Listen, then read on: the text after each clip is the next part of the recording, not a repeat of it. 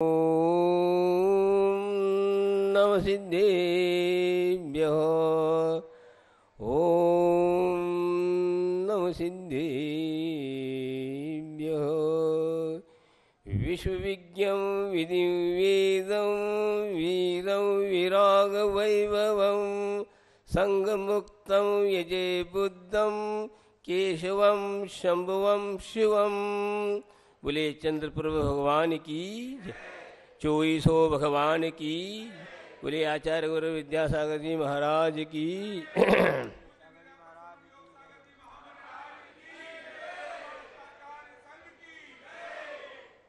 धर्म प्रेमी बंधुओं, इस अंतिम तीर्थंकर महावीर भगवान के निर्वाण के बाद जो कि 5 सुत केवली हुए, उसके बाद अनेकों आचार्य हुए। उन भव्य आत्माओं को उन्होंने अपने जीवन में उस दिव्य देशना को अपने जीवन में अंगीकार करके अनुभव करके भव्य जीवों को बताया कि यह कल्याण का मार्ग है, किमात्मक है। तो उन्होंने कहा सम्यक दर्शन ज्ञान चारित्राणि मोक्ष मार्ग। तो सम्यक दर्शन एक चीज ऐसी है जिसको प्राप्त हो जाता है सम्यक दर्शन अवश्य कुछ ही भवों के बाद उसको मोक्ष की प्राप्ति होती है। तो सम्यक दर्शन के बारे में कथन करते हुए आचार्यों ने कहा 10 प्रकार के सम्यक दर्शन के बारे में कहा।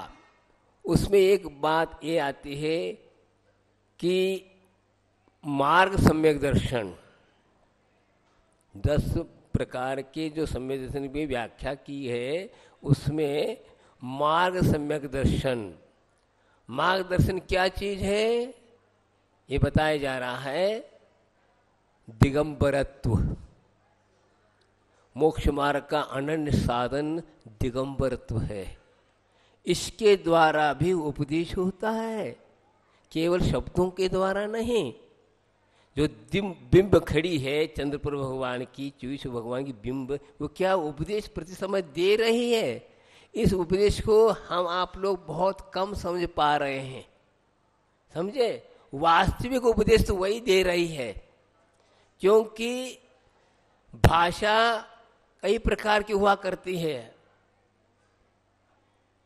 कन्नड़ बोलो तो आपको तो समझ में नहीं आएगा, मराठी बोलो तो नहीं समझ में आएगा, हिंदी बोलो तो ऐसी। लेकिन यह ऐसा उपदेश है 3 लोग के प्रत्येक प्राणी समझ करके आत्म कल्याण कर सकता है। पशु पक्षियों को भी उपदेश दे रहा है। बताइए, अकृत्रिम चैतन्य में जाके देखेंगे, स्वर्गों के में जो विमानों में अकृत्रिम चैतन्य है उनमें भी यही है।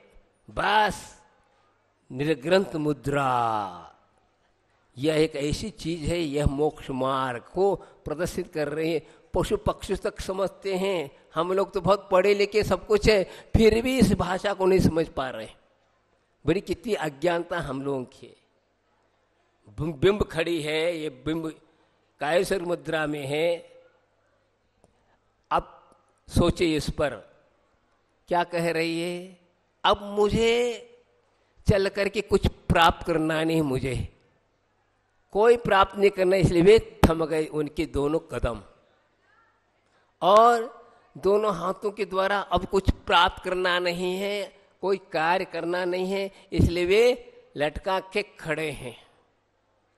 देखिए, और अब आंखों के द्वारा मुझे कोई जानना नहीं हो, देखना नहीं, शेष कुछ बचा नहीं, इसलिए वे नासाग्र होकर के स्थिर हो गए हैं। और अब सुन करके मुझे कुछ प्राप्त नहीं करना है, कोई शेष बचा नहीं है, इसलिए वे एकांत में जाकर वन में विराजमान हो गए। प्रशमाय वनांतमाश्रिता, प्रशांत भाव को प्राप्त करने के लिए वन की शरण में ले। बताओ कितनी सुंदर बात है कि क्या अब क्या प्राप्त करना है। आत्मोपलब्धि की जो निधि है हमें प्राप्त हो गया। अब कोई योग की जरूरत नहीं, योग प्रवृत्ति की जरूरत नहीं, स्थिर हो जाओ। बताओ, यह है शास्त्रों में ये भी कहा 2 प्रकार के उपदेश हुआ करते हैं, एक श्राव्य काव्य, एक दृश्य काव्य। ये दृश्य काव्य है, देख करके ही बोध हो जाता है कि मोक्ष मार्ग क्या है आदि आदि। प्रत्येक व्यक्ति को शरीर प्राप्त है, लेकिन यह ऐसा शरीर है कि इस शरीर के द्वारा ही क्या आत्मोपलब्धि प्राप्त होने की क्षमता है। एक हाइको लिखा था, इसमें यह भाव है, पंख में खिले पंकज, पंख में खिले पंकज, नहीं खिले हर पंख में। बहुत सिद्धांत की बात इसमें है। अर्थात पंख अर्थात कीचड़ में कमल खिलता है, लेकिन हर कीचड़ में पंख नहीं खिलता, पंकज नहीं खिलता। का अर्थ क्या? यह शरीर क्या है? पंख है, इसमें रत्न रूपी पंकज खिलेगा, लेकिन हर पंख में नहीं। भूभूमि में भी है, औदारिक शरीर के शरीर में खिलता है, लेकिन हर औदारिक शरीर में खिलेगा नहीं। केवल करभूम के नर पर्याय के कीचड़ में ही पैदा होगा, बाकी में नहीं। कीचड़ तो है। इसी प्रकार ये बताएं कितने रहस्यपूर्ण सिद्धांत है कि मनुष्य पर्याय प्राप्त हुआ, भूभूमि वालों को वज्रवृष नारासनन है, सब कुछ है, फिर भी वे संयम के धारक नहीं बन सकते। और 850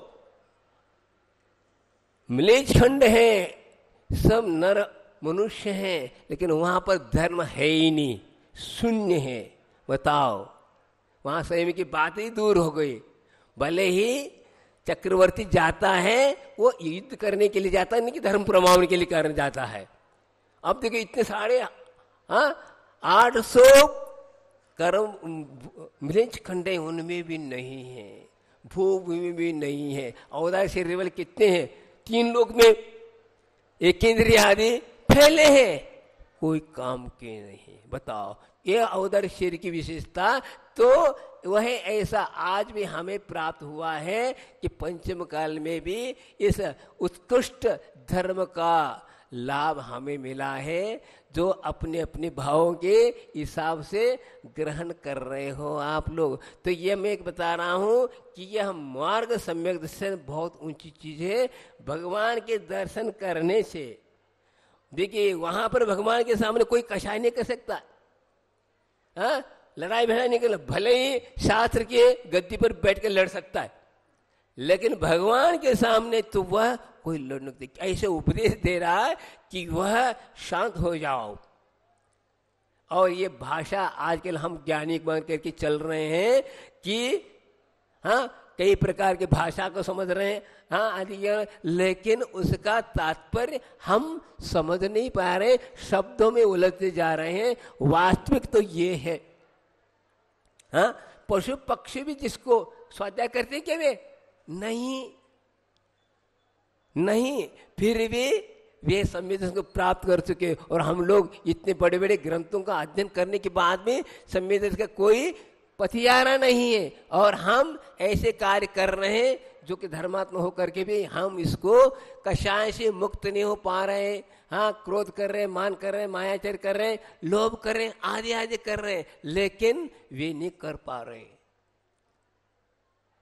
स्वयंभू रमन द्वीप में और समुद्र में जो रागो मच्छ 1000 योजन वाला है, तो वह भी पंचम गुण का धारी बताया षटखंड आगम ग्रंथों में। बताओ, और असंख्यात पशुएं क्या है? पंचम गुण के धारी हैं। और वे कौन उपदेश दे रहा है वहां पर? कौन जा रहा है वहां पर? कौन मुनि महाराजा का दर्शन हो रहा? कुछ भी नहीं हो रहा।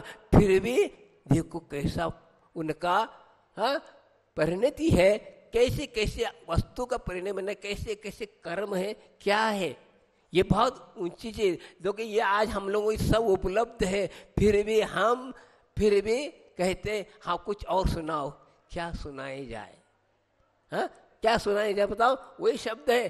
कर्म सिद्धांत पर विश्वास नहीं पा रहा, ऐसे कर्म के बिंब के पास आइए और आप भाव भक्ति के साथ उनकी गुणानुवाद करिए, कीर्तन गाइए, आदि करें तो असंख्यात गुणी निर्जरा का कारण अनन्य है श्रावकों के लिए, इससे और कोई नहीं है। क्योंकि आप लोग कुछ त्याग करने पा रहे, कोई बात नहीं, लेकिन ये बात कही गई है। षटखंडागम से महाग्रंथ आप लोग पढ़ नहीं सकते, लेकिन वहां पर भी आप लोगों को याद किया है और एक सूत्र दिया है। क्या सूत्र दिया? सावय धम्मो चहुयो दानम पूजा शील वासो।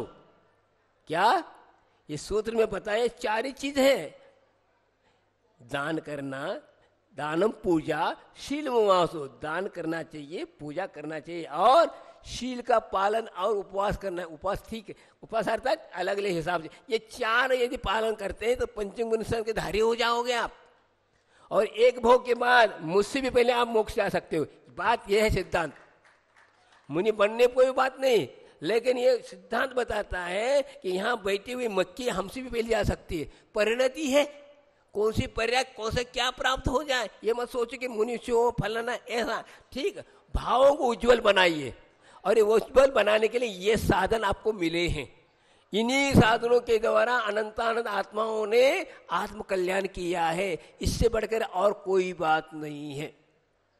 लेकिन आज कैसी बुद्धि है, आयतों के द्वारा ही बंद होना ये उपदेश देने लगे हैं। हाँ, भगवान के पूजन करने से, दान करने से, आदि करने से बंद होता है, तो फिर निर्जरा किससे होती बताइए? पाप करने से होगा? बताओ यह क्या हुआ? उन्हीं की वाणी सुनकर उन्हीं को सुना रहे हो, बड़ी विचित्रता है। कर्म ज्ञाना उन कर्म का चोपचम तो हुआ, लेकिन उसका सम्यक नहीं है। ये बताओ, पशु पक्षी प्राप्त कर रहे हैं और कर रहे हैं। महापुराण पढ़िए, उसमें 4 पशु खड़े हैं। हाँ, एक रिद्धिधारी मुनिराज के आहार हो रहा है जंगल में, और देखकर अनुमोदन कर रहे हैं। हाँ, और वे भोग में चले गए। बताओ, उन्होंने आहार नहीं दिया, और हम आहार दे रहे हैं, लेकिन भावों में कलुषता है, कलुषता मिट नहीं रही है। शेर, नेवला, बंदर और जंगली सूकर, ये चारों ने ऐसा वैर त्याग करके क्या किया? अनुमोदन किया। जिसके आहार देने वाला तो भोगों में गया, लेकिन ये भी चले गए। बड़ी विचित्र है। आप सोचो तो युनिवाणी क्या बोल रही है। हम आप सोचो, एक पशु भी इतना शुद्ध निर्मल भाव कर सकता है।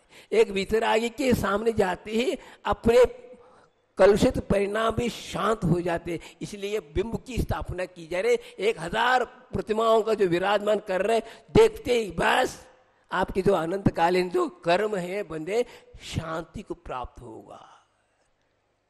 जिसका लक्ष्य मुक्ति प्राप्त करना है तो अवश्य प्राप्त करेगा। अब जिसी का है ही नहीं तो कुछ न कुछ आलोचना करेगा। बात कर्म का उदय चल रहा है। आज तक हम लोग उनमें यही करते आए, इसलिए इस धरती पर हैं, समझे। आज इस कलिकाल में भी कुछ हमें ऐसे पुण्यार्जन पूर्व में किया, जिसके फलस्वरूप ये हमें मिला। आज आंखें खुली हैं, लेकिन हाथ खुलने के बाद भी यदि हम उस तरफ ध्यान नहीं देते हैं तो देखिए, छत्तीसगढ़ में आचार्य महाराज आए, बताओ, लेकिन आप लोगों का पुण्य, इस पुण्य के कारण आपका पुण्य हमको बुलाता है। आपके पास इतना पुण्य है कि आचार्य महाराज यहाँ आ गए। हाँ, लौट के आ रहे हैं। हाँ, तो बात क्या है? आप लोगों का पुण्य। अरे भगवान को तो आप ये कर सकते हो ना। महावीर भगवान का विपुलाचल पर्वत पर बार बार आया, क्यों आया? वहां के आत्माओं का इतना आकर्षण, ऐसा मैग्नेट तो खींचता। इसी प्रकार यहाँ के लोगों ने भी ऐसा पुण्यार्जन किया। एक जगह पढ़ा था, इस उपयोग करो। आचार्य महाराज इसी अनुसिद्धांत से चलते हैं। क्या? एक मैं हिंगोली चतुर्मास कर रहा था, वहां पर एक पंक्ति लिखी हुई थी। क्या है? ऐसा मेहनत खामोशी से करो, ऐसा मेहनत खामोशी से करो, सफलता शोर मचाए। क्या? ऐसा मेहनत खामोशी से करो। हम पहला से क्या करते हैं? प्रदर्शन करते हैं, इसलिए सफलता नहीं मिल पाती। गंभीरता के साथ, लगन के साथ आप खामोशी से करोगे, अवश्य अपने आप आपका जो मेहनत का सफलता अपने आप दिखाई देगी। दिखाने की जरूरत नहीं। क्या? धर्म जो है दर्शन के लिए है, प्रदर्शन के लिए नहीं। क्या? दर्शन के लिए है, प्रदर्शन के लिए नहीं है। तो इसलिए खामोशी से करो। आचार्य महाराज जो भी काम करते हैं, गुप्त करते हैं, अपने आप क्या अभिव्यक्त हो जाता है, कहने की जरूरत नहीं। जिन जिन व्यक्ति करते हैं, आप देखिए दीक्षा देने से पहले पम्पलेट छपाओ, फलान करो, कुछ नहीं। जिसका जैसा पुण्य होगा वैसा होगा। आज हमने पम्पलेट छपा दी और वो कर्म का उदय ऐसा आया, आ नहीं पाए तो क्या करोगे? ये पहले देखो ख्याल। आचार्य हमारे कभी भी विहार करते कह के नहीं जाते। क्यों? मैं किसी से बंधूंगा नहीं। मैं बंधा हूं 6 आवश्यक से, और किसी से बंधा नहीं हूं। मैं आगम से बंधा हूं, और किससे बंधू मैं?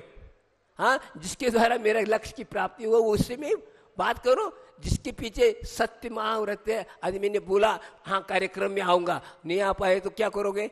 आपका कुछ कर्म का उदय आया, कार्यक्रम ही नहीं हुआ तो मैं क्या करूं? और मेरे कर्म का उदय आया तो मैं नहीं आ पाऊं तो क्या करूं? इसलिए संभावना, ये संभावना में सब समाहित है। अभी यही हुआ। मैं हिंगोली में था, 10-12 व्यक्ति आ गए, एक पंच कल्याण करने का था। भैया यहाँ से आचार्य से आशीर्वाद लिया, सब कुछ किया, पंपलेट में छपाया, लेकिन छपाओ नहीं, फोटो के पीछे मत पड़ो। यही इतना लेकर संभावना। अब संभावना का भाव ये देखो, यहाँ आ गया मैं, बताओ यहाँ का पुण्य था, वहां का योग नहीं था, वहां छोड़ करके आया। इसलिए महावर्ती को प्रति समय सतर्क रहना चाहिए। यदि आप लोग जैसे हम लोग कर लेंगे तो आप में और हम में क्या अंतर आएगा बताओ? वचन के पक्के होना चाहिए, वो होना चाहिए। किसी से प्रभावित नहीं, बस अपने महाव्रतों के प्रति जागृत रहेगा, तभी प्रभावना होती है, अन्यथा प्रभावना नहीं होती। ये प्रभावना इकट्ठा करना, जनता इकट्ठे हो गई, प्रमाण हो गई, ये गलत है। ये भावों में परिवर्तन आना ही क्या प्रभावना है। भावना के अनुसार प्रभावना हुआ करती है, कि दिखाने की चीज नहीं है, ये तो अंतरंग की चीज है। तो धर्म जो है प्रदर्शनात्मक नहीं है, दर्शनात्मक है। इसलिए एक बार भी आप दर्शन करो तो आपका जीवन कल्याणमय होगा। बोलिए चंद्रपुर भगवान की जय। पूर्णायो हो दीर्घायो हो आप शतायो हो, आप शतायो हो। हम सबके आयु लग जाए, आप चिरायो हो, आप चिरायो हो। शाश्वत हो शासन गुरु तेरा,